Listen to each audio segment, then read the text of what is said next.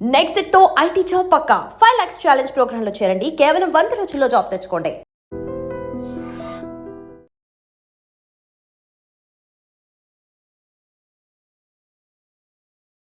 Big breaking news కి సంబంధించినటువంటి వివరాల్ని మనం చూస్తున్నాం. తెలంగాణలో స్థానిక సంస్థల ఎన్నికలకి సంబంధించి షెడ్యూల్ ని రిలీజ్ చేసింది రాష్ట్ర ఎన్నికల సంఘం. 31 జిల్లాల్లో 565 మండలాల్లో ఎన్నికల నిర్వహణకు సంబంధించినటువంటి షెడ్యూల్ని రాష్ట్ర ఎన్నికల సంఘం ప్రకటించింది.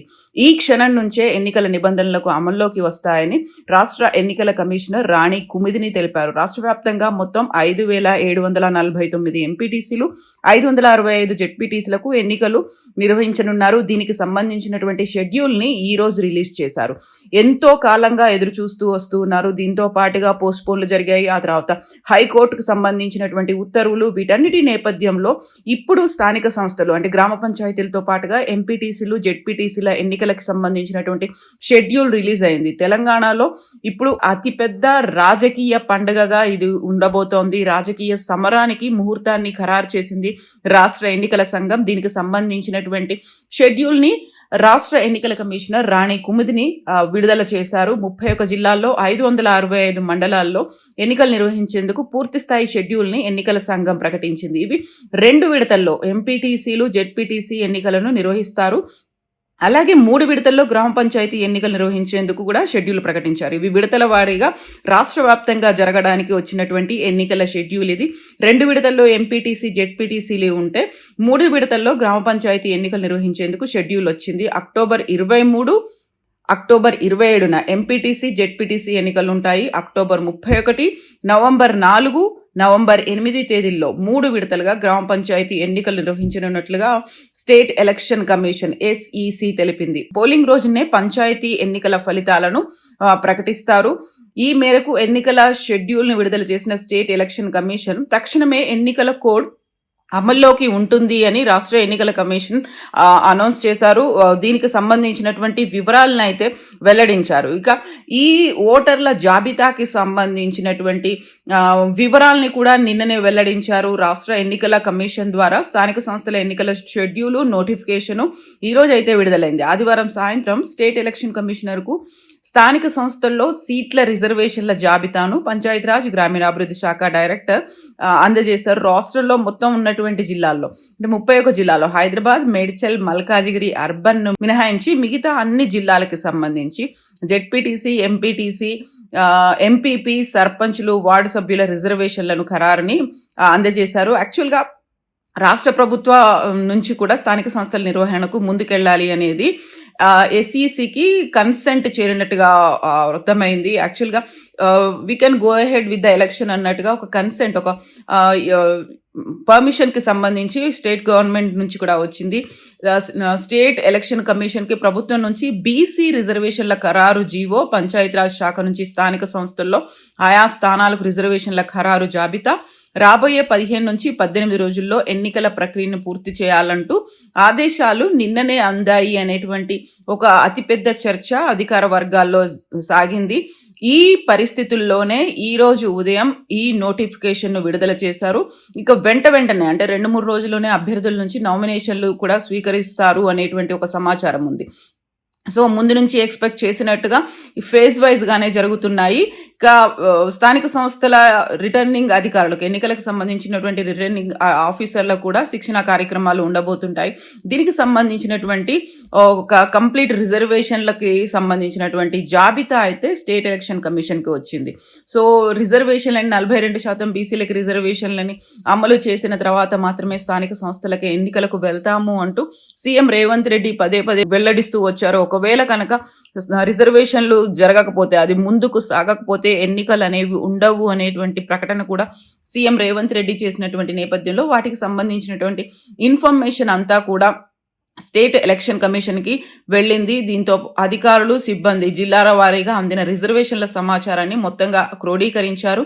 సో దీన్ని నేపథ్యంలో ఇప్పుడు ఎలక్షన్ కమిషన్కి సంబంధించి ఒక షెడ్యూల్ రిలీజ్ అయింది కాబట్టి ఇమ్మీడియట్గా దానికి నోటిఫికేషన్ అనేది అందబోతోంది. ఎన్నికలకు సంబంధించినటువంటి ఒక నగారా మోగింది.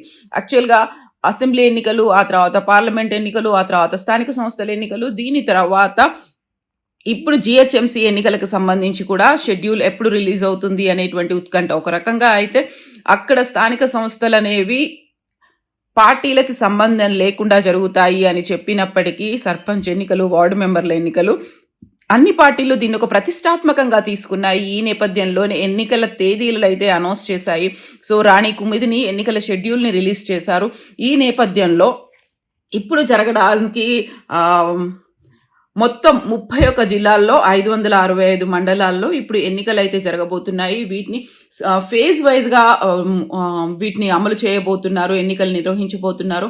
మొత్తంగా 12,733 గ్రామ పంచాయతీల్లో 112,288 వార్డులకి ఎన్నికలు జరుగుతున్నాయి. ఇక ఓవరాల్గా ఓటర్ల జాబితాను కూడా రిలీజ్ చేశారు. మొత్తం ఓటర్ల సంఖ్య 1,67,03,168 ఉంటే ఇందులో పురుషుల కంటే కూడా మహిళా ఓటర్లే ఎక్కువ ఉన్నారు. అందులో పురుష ఓటర్లు 81,65,894 ఉంటే మహిళా ఓటర్లు 85,36,770 మంది మహిళా ఓటర్లు ఉన్నారు. వీటికి సంబంధించినటువంటి మొదటి దశ ఎంపీటీసీ, జెడ్పీటీలకు సంబంధించి నోటిఫికేషన్ తేదీ అక్టోబర్ 9 ఉంటుంది. పోలింగ్ తేదీ అక్టోబర్ 23 ఉంటే కౌంటింగ్ నవంబర్ 11 ఉంటుంది. రెండో దశలో ఎంపీటీసీలు, జెడ్పీటీలకు సంబంధించి నోటిఫికేషన్ తేదీ అక్టోబర్ 13 ఉంటుంది. పోలింగ్ తేదీ అక్టోబర్ 27న, కౌంటింగ్ తేదీ నవంబర్ 11న. అంటే ఎంపీటీసీలు, జెడ్పీటీసీలు 2 ఫేజుల్లో జరుగుతాయి, అక్టోబర్ 9, అక్టోబర్ 13. ఇక మూడవ దశలో గ్రామ పంచాయతీలు, వార్డులకు సంబంధించి జరుగుతాయి. ఇది 3 ఫేజుల్లో జరగబోతోంది. అక్టోబర్ 17, అక్టోబర్ 21, అక్టోబర్ 25న నోటిఫికేషన్లు అనేవి రిలీజ్ అవుతాయి. ఇక మూడవ దశకు సంబంధించినటువంటి ఎన్నిక అనేది పోలింగ్ తేదీ అక్టోబర్ 31న ఉంటుంది.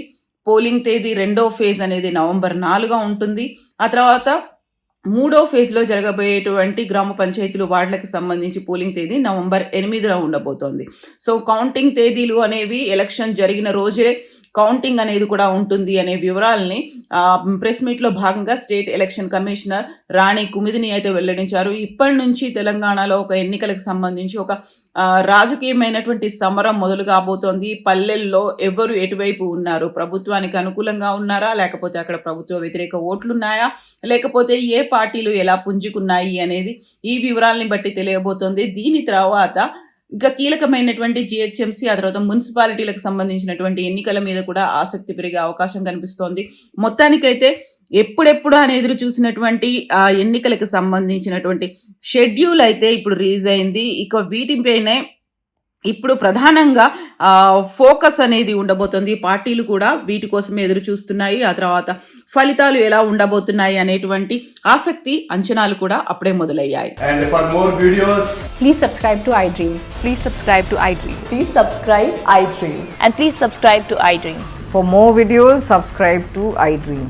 please like, share and subscribe to the channel. Congratulations, iDream. subscribe to iDream. Subscribe to iDream. So subscribe to iDream Media. iDream team అందరికి huge congratulations. Please subscribe iDream Media. Please subscribe to iDream. Subscribe iDream. Please subscribe to iDream. iDream అంటే నా కళల ఛానల్ను subscribe చేసుకున్న నోరు తిరుగుతలేదు, మీరైతే గంట గుర్తు కొట్టండి. For more such videos, please subscribe to iDream. Subscribe to iDream. Please subscribe to iDream. Please subscribe iDream Media. Please do subscribe to iDream. Please subscribe to iDream Media. For best entertainment and information, please subscribe iDream. And don't forget to subscribe to iDream.